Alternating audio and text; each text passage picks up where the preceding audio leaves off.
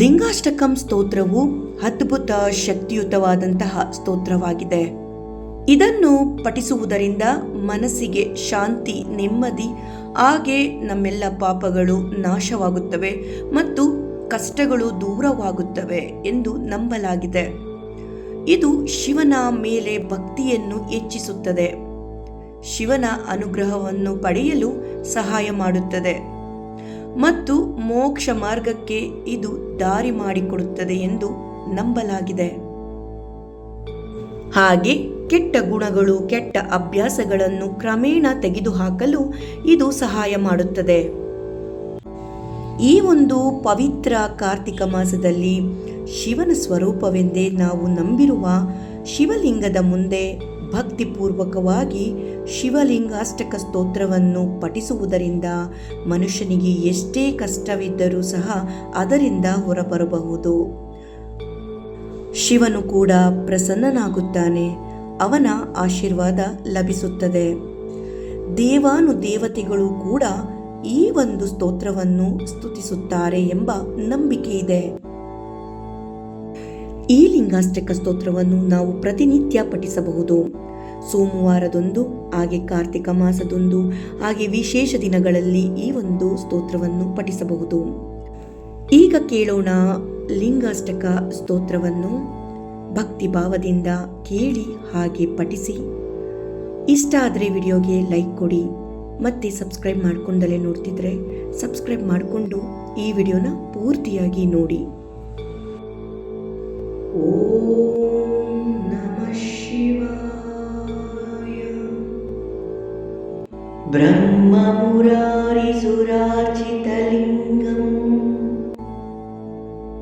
ನಿರ್ಮಲ ಭಾಷಿತ ಶೋಭಿತಲಿಂಗಂ ಜನ್ಮಜ ದುಃಖ ವಿನಾಶಕಲಿಂಗಂ ತತ್ಪ್ರಣಮಾಮಿ ಸದಾ ಶಿವಲಿಂಗಂ. ದೇವಮುನಿ ಪ್ರವರಾರ್ಚಿತಲಿಂಗಂ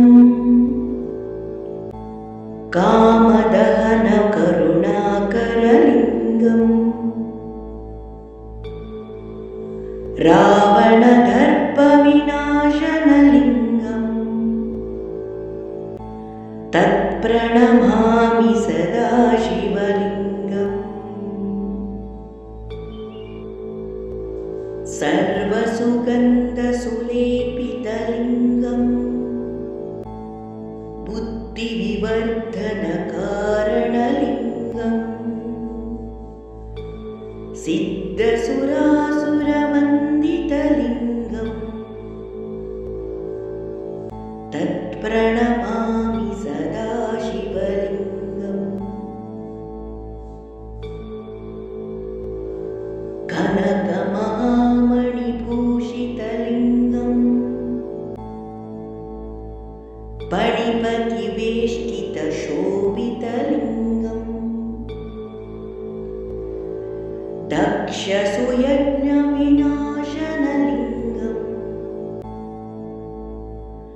ತತ್ಪ್ರಣಮಾಮಿ ಸದಾ ಶಿವಲಿಂಗಂ. ಕುಂಕುಮ ಚಂದನ ಲೇಪಿತಲಿಂಗಂ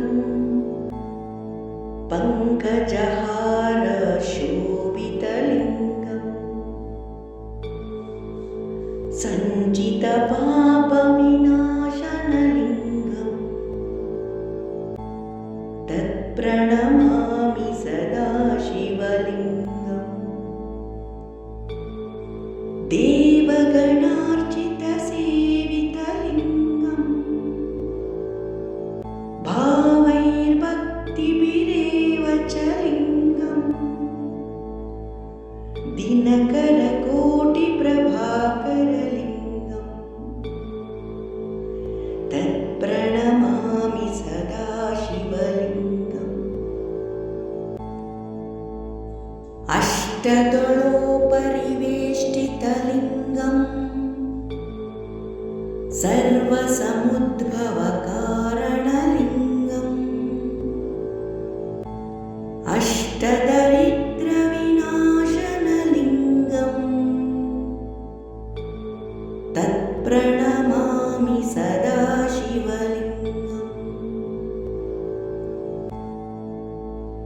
लिङ्गाष्टकम् इदं पुण्यं यः पठेत् शिवसन्निधौ शिवलोकमवाप्नोति शिवेन सह मोदते।